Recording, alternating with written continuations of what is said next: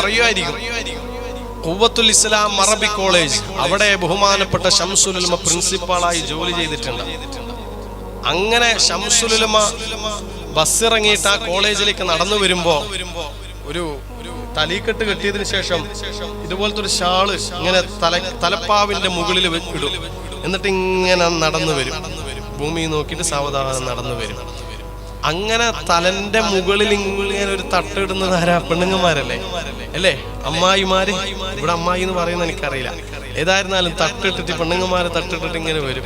അതുപോലെ തട്ടിട്ടിട്ട് വരും.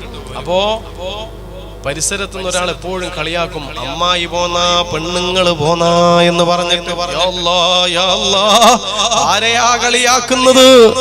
ആരെയാ പരിഹസിക്കുന്നത്? ശൈഖുനാ ശംസുൽ ഉലമയെ. അത്തരക്കാർ ഇന്നുമുണ്ട്. ബഹുമാനപ്പെട്ട സമസ്തയുടെ മഹാന്മാരായ പണ്ഡിതന്മാരെ ഫോൺ വിളിച്ചിട്ടും അല്ലാതെയും സോഷ്യൽ മീഡിയകളിലൂടെ അഥവാ ഫേസ്ബുക്കിലെ കമന്റുകളിലൂടെ, വാട്സപ്പിലൂടെ, അത്തരത്തിലുള്ള സോഷ്യൽ കമന്റുകളിലൂടെ മഹാന്മാരായ സമസ്തയുടെ ആലിമീങ്ങളെ അധിക്ഷേപിക്കുന്ന, അപഹസിക്കുന്ന, പരിഹസിക്കുന്ന, ദീനും ദുനിയാവും തിരിയാത്ത ആളുകളോ ഇന്നും നമ്മുടെ ഇടയിലുണ്ടെങ്കിലോ അല്ലാഹുവേ, അത്തരത്തിലുള്ള ഈ കുതന്ത്രങ്ങളിൽ നിന്ന്, ശർറുകളിൽ നിന്ന് നമ്മുടെ സമസ്തയുടെ ആലിമീങ്ങളെ നീ കാക്കണേ അല്ലാ, നീ കാക്കണേ അല്ലാ. അപ്പൊ അന്നുണ്ടായിട്ടുണ്ട് ഒരാള്, അന്ന് അയാൾക്ക് വാട്സപ്പും ഫേസ്ബുക്കും ഒന്നും ഇല്ലാന്നേ ഉള്ളൂ. അയാള് കളിയാക്കി പെണ്ണുങ്ങ പോന്നാന്ന് പറഞ്ഞിട്ട്. പിന്നെ സംഭവിച്ചത് എന്താ അറിയോ? ഈ പറഞ്ഞ കളിയാക്കിയ മനുഷ്യന്റെ കവിളത്തൊരു വ്രണം, ഒരു മുറിവ് സംഭവിക്കുകയും അത് വല്ലാതെ വികൃതമാവുകയും ഇങ്ങനെ വലുതാവുകയും ചെയ്തു. കാണുമ്പോൾ തന്നെ ഭീകരമായൊരവസ്ഥ.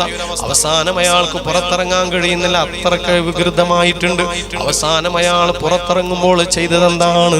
പെണ്ണുങ്ങൾ തട്ടമിടുന്നത് പോലെ തട്ടമിട്ട് മുഖം മറച്ചുകൊണ്ടാണ് അയാൾക്ക് പുറത്തിറങ്ങേണ്ടി വന്നതെങ്കിൽ എന്റെ പ്രിയപ്പെട്ടവർ ആലോചിക്കേണ്ടത് എന്താണ്?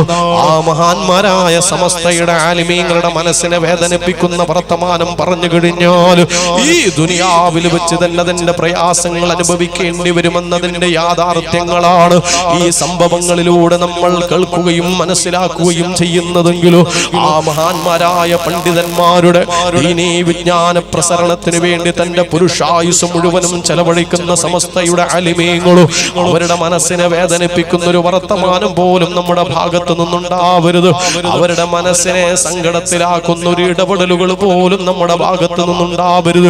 ഇനി നമ്മളൊരു SKSSF കാരനാണെങ്കിൽ തന്നെ നമ്മുടെ പ്രവർത്തനം കാരണം നമ്മുടെ നേതാക്കന്മാരെ തെറി പറയേണ്ടി വരുന്നൊരവസ്ഥയുണ്ടാവരുതോ? അതിനെന്ത് വേണം? നമ്മൾ നല്ലൊരു സുന്നിയാവണം, നമ്മൾ നല്ലൊരു